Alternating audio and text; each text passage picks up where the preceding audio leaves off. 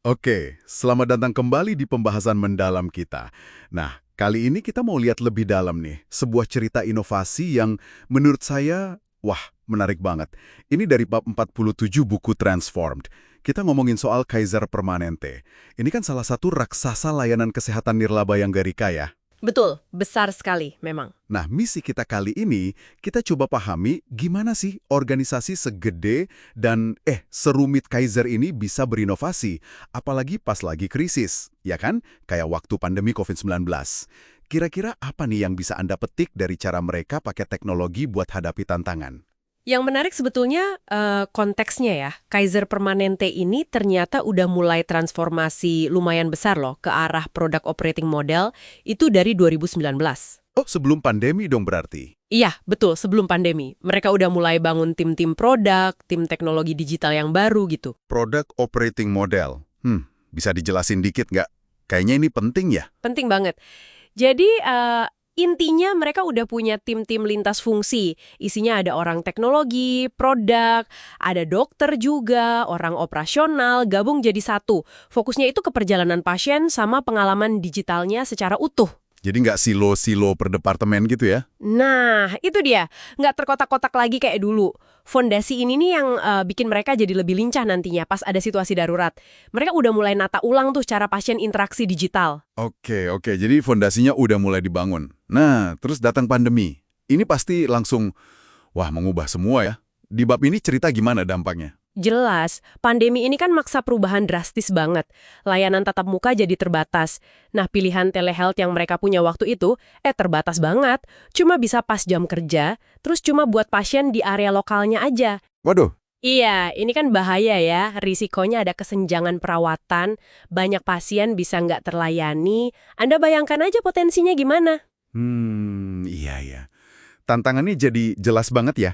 Gimana caranya mastiin lebih dari 12 juta anggota mereka itu tetap bisa dapat perawatan, kapan aja, di mana aja, nggak perlu ke klinik gitu kan? Tepat sekali. Nah, dari situ muncul inisiatif Get Care Now. Ini bukan sekedar telemedis biasa loh. Ini solusi virtual care yang terpadu skala nasional jalan 24/7 dan bisa diakses sesuai permintaan on demand. Wah, lompatan besar ya dari yang sebelumnya. Jauh banget. Kedengarannya ambisius banget sih, apalagi buat organisasi segede itu di industri kesehatan yang aturannya banyak. Gimana mereka ngerancangnya? Katanya di bab ini disorot soal risiko produk ya. Risiko apa tuh maksudnya? Gimana kalau interaksi virtual? Kan jangan sampai kita bikin solusi canggih, tapi malah nggak enak dipakai atau malah bikin repot dokter. Itu risiko besar. Benar juga sih. Terus, gimana cara mereka mastiin solusinya pas dan ngejawab risiko tadi? Nah, kuncinya itu di kolaborasi yang intensif banget sama pengujian cepat. Jadi tim produknya ini benar-benar kerja bareng, ya bahu-membahu sama dokter, sama tim operasional di tiap wilayah Kaiser. Nggak main-mainin. Kerja barengnya gimana tuh? Mereka pakai ideasi terus-menerus sama rapid testing. Jadi, misalnya bikin prototipe awal, terus langsung dicoba ke kelompok kecil dokter sama pasien. Minta masukan langsung, perbaiki, coba lagi, gitu terus. Fokusnya juga nggak cuma di tampilan interface buat pasien loh, tapi juga mecahin kerumitan operasional di belakangnya. Kerumitan operasional contohnya apa tuh? Ya, misalnya gimana caranya mastiin selalu ada dokter yang punya lisensi yang pas buat wilayah pasien yang lagi akses. Meskipun mungkin pasiennya lagi di luar kota. Terus nyediain infrastruktur teknologi yang aman tapi juga gampang dipakai sama dokter dari mana aja.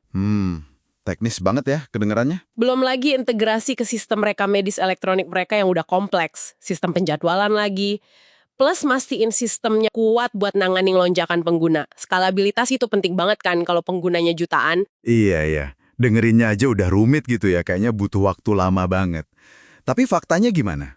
Nah, ini dia yang bikin, wah, salut sih. Kecepatannya itu loh, dari konsep awal sampai bisa diluncurkan nasional si Get Care Now ini cuma butuh 4 bulan. 4 bulan serius? Ya, 4 bulan. Itu cepat banget loh buat perubahan skala nasional di organisasi kayak Kaiser. Dan hebatnya lagi, 3 bulan setelah launching, mereka udah keluarin versi perbaikan lagi, berdasarkan data pemakaian beneran. Wow, bergerak secepat kilat gitu ya, 4 bulan skala nasional. Tapi apa nggak ada kompromi besar atau risiko yang diambil? Dibahas nggak di bab ini? Bab ini memang lebih fokus ke cerita sukses sama prosesnya sih ya. Resiko pasti ada, nggak mungkin nggak. Tapi yang ditekankan itu karena fondasi transformasi sebelumnya udah ada, terus tujuannya jelas banget karena krisis kan, plus dukungan pimpinan kuat. Nah itu yang bikin mereka bisa gerak cepat tapi tetap ngelola resiko utama. Lewat kolaborasi tadi ya? Iya, lewat kolaborasi erat dan pengujian terus-menerus itu. Kecepatan ini bisa terjadi ya karena produk operating model yang udah mulai jalan itu tadi. Oke. Terus hasil akhirnya gimana? Sepadan nggak sama usaha dan risikonya? Hasilnya signifikan banget. Akses virtual 24/7 skala nasional itu tercapai. Terus tingkat kepuasan anggotanya tinggi banget, 9,6 dari 10. NPS-nya, Net Promoter Score-nya 88%. Wah, tinggi sekali tuh. Tinggi banget. Itu artinya kan banyak pasien yang sangat mau merekomendasikan layanan ini. Plus, lebih dari sepertiga pengguna itu aksesnya di luar jam kerja biasa. Ini jelas bantu banget ngurangin beban IGD kan? Bener banget. Jadi apa nih pelajaran paling penting yang bisa kita semua ambil dari cerita Kaiser ini? Menurut saya ini bukti kuat ya kalau inovasi teknologi yang signifikan itu mungkin banget dilakukan. Bahkan di industri yang katakanlah supra ketat regulasinya dan organisasinya kompleks banget. Kuncinya tuh ada di keberanian pimpinan, fondasi transformasi yang emang udah disiapin sebelumnya, terus fokus ke kebutuhan nyata pengguna, pasien sama dokternya, dan kolaborasi lintas fungsi yang beneran jalan, bukan cuma di atas kertas. Nah, urgensi krisis itu jadi kayak apa ya pemicunya gitu, akseleratornya. Setuju. Jadi, ini bukan cuma soal, oh kita pasang teknologi baru gitu ya. Tapi ini soal perubahan cara kerja, perubahan budaya yang mendasar. Dan ternyata bisa dipercepat kalau ada kondisi mendesak ya. Tepat sekali. Keberhasilan ini kan nggak tiba-tiba. Mereka bisa lari kenceng gitu karena udah pemanasan duluan dengan transformasi sejak 2019 itu. Krisis cuma ibaratnya nyalain api potensi yang udah mereka bangun. Oke, nah sebagai penutup nih, mungkin ada satu pemikiran ya buat Anda renungkan. Di organisasi atau industri Anda sendiri, kira-kira ada nggak sih krisis yang mungkin tersembunyi?